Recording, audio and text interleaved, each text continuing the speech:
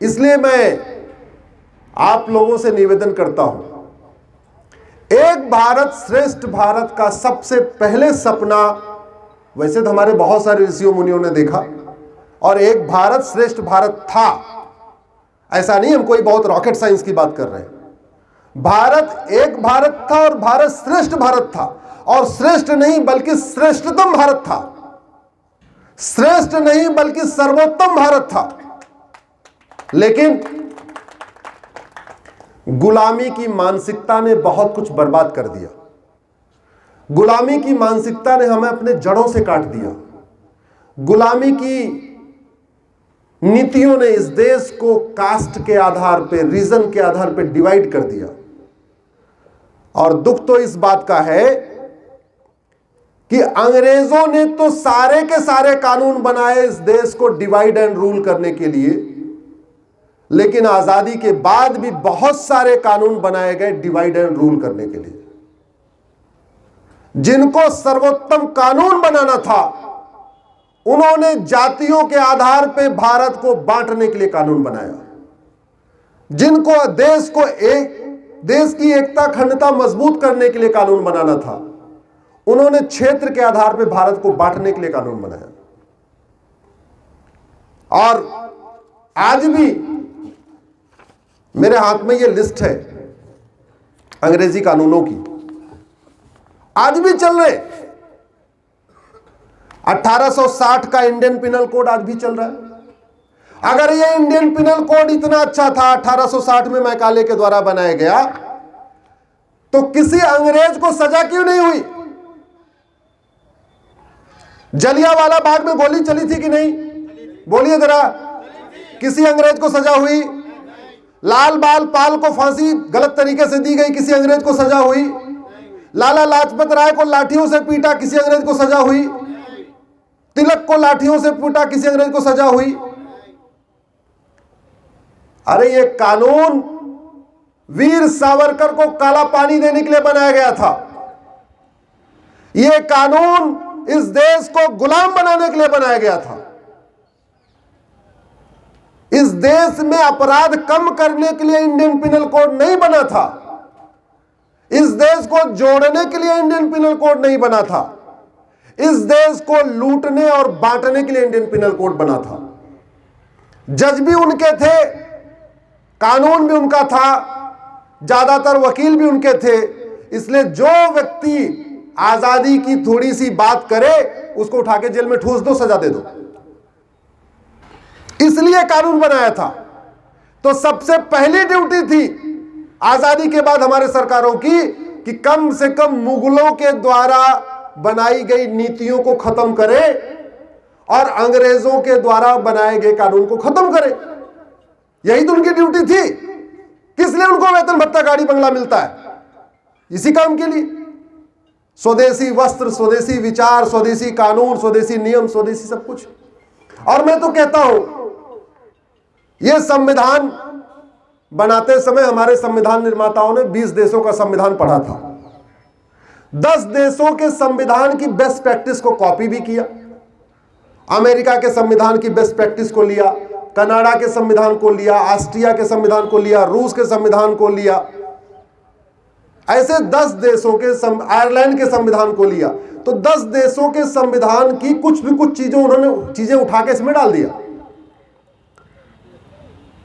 जब हमारे संविधान निर्माता संविधान बनाने के पहले 20 देशों का संविधान पढ़ सकते हैं, 10 देशों के संविधान की बेस्ट प्रैक्टिस को कॉपी कर सकते हैं, तो हमारी आजादी की बाद की सरकारों ने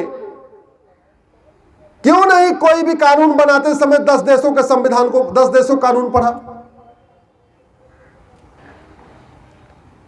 इंडियन पिनल कोड में किडनैपिंग की सजा मात्र 7 साल, फेडरल पिनल कोड में किडनैपिंग की सजा मिनिमम 50 ईयर, मैक्सिमम 100 ईयर।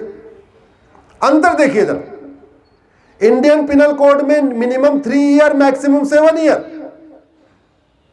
अपहरण कर लीजिए, कम से कम 3 साल सजा होगी, ज्यादा से ज्यादा 7 साल सजा होगी। फेडरल पिनल कोड में अपहरण की कम से कम 50 साल और अधिकतम 100 साल। हमारे यहां एक को किडनैप किया तो भी 7 साल, 2 को किया तो भी 7 साल, 10 को किया तो भी 7 साल। अमेरिकन फेडरल पिनल कोड में एक को किया तो मिनिमम 50 साल, 2 को किया तो मिनिमम 100 साल, 3 को किया तो मिनिमम 150 साल, 4 को किया तो मिनिमम 200 साल। अब बताइए किडनैपिंग कहां कम होगी, भारत में क्या अमेरिका में? तो वो जो सेक्शन 363 है इंडियन पिनल कोड का, जिसमें 3 से 7 साल की सजा का प्रावधान है, उसमें अमेरिका की तरीके 50 से 100 साल करने की कोई लागत है क्या? कोई लागत है? तो बिना किसी लागत के किडनैपिंग कम हो सकती है कि नहीं? सीधी सी बात। इंडियन पिनल कोड में मर्डर की एक धारा है 302, काफी लोग सुने जानते भी होंगे। एक धारा है 300, कैसे भी मर्डर करो, गला दबा के मर्डर कर दो, गोली मार के मर्डर कर दो, टुकड़े टुकड़े करके मर्डर करो, गला रेत के मर्डर करो, आफ्ताब की तरीके 35 टुकड़े करके मर्डर करो, वो दिल्ली में अंजलि को जैसे बस के नीचे, कार के नीचे घसीट के मर्डर करो, जैसे भी करना है करो। सजा केवल आजीवन कारावास। आजीवन कारावास का मतलब 14 साल। एक को मर्डर करो तो भी आजीवन कारावास, 2 को करो तो भी आजीवन कारावास, 3 करो तो भी आजीवन कारावास। और आजीवन कारावास का मतलब 14। फांसी होती नहीं है। फांसी तो आप बताइए पिछले 20 साल में कितने लोग फांसी हुई क्या? कितने लोगों को हुई? अब धारा 1 है, मर्डर कैसे किया उसमें कुछ लिखा नहीं है, तो सारा कुछ डिपेंड करेगा जज के ऊपर और वकील के ऊपर। जज वकील मिलके जैसा डिसाइड कर लेंगे, किसी को आजीवन कारावास, किसी को ये, किसी को रेयर, किसी को रेरेस्ट ऑफ रेयर, जैसा करेंगे कर लेंगे। फेडरल पिनल कोड में मर्डर का एक चैप्टर है, धारा नहीं चैप्टर है। उस चैप्टर में 10 धाराएं हैं। किलिंग अलग, मर्डर अलग, जेनोसाइड अलग, हेट क्राइम अलग, बुचरिंग अलग, मैनस्लॉटर अलग, टुकड़े टुकड़े करके मारा अलग धारा, गला रेत के मारा अलग धारा, गोली से मार दिया अलग धारा, गाड़ी चढ़ा के मारा अलग धारा, फांसी दे दिया अलग धारा। तो जहां मर्डर कैसे हुआ उसकी 10 धारा है। मर्डर की प्रक्रिया डिफाइंड है। ऐसे वाला मारा तो ये धारा, ऐसे वाला इस तरीके मारा तो ऐसे धारा।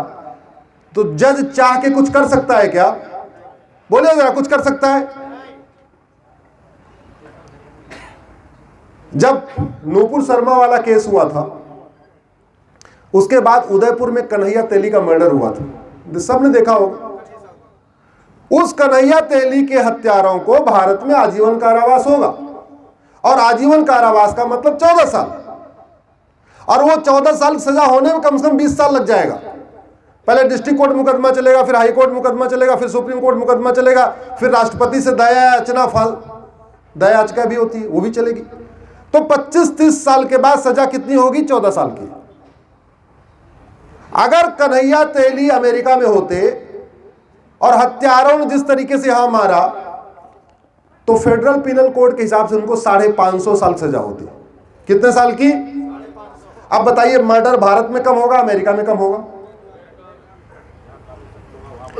एक व्यक्ति ने मैक्सिको में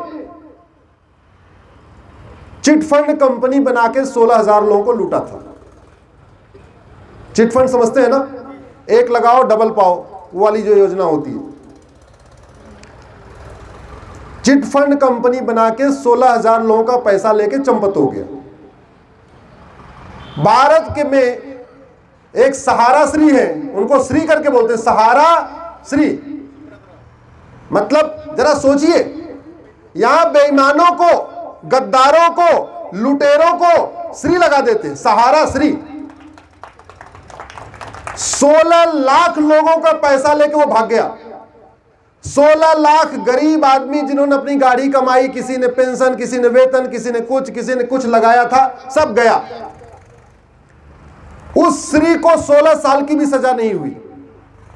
और मैक्सिको में एक व्यक्ति ने 16,000 लोगों का लूटा था, उसको 1,41,000 साल सजा हुई है। कितने साल की? जरा जोर से बोलिए। आप बताइए, चिटफंड का स्कैम वहां बंद होगा, यहां बंद होगा? यहां तो चिटफंड स्कैम करने वाले सांसद विधायक बन जाते हैं। भाई 500 करोड़ का स्कैम किया, 50 करोड़ में टिकट खरीदा, 50 करोड़ चुनाव पे खर्च किया, 100 करोड़ में पहुंच गए लोकसभा या विधानसभा, तो 400 करोड़ तभी बचा हुआ है ना।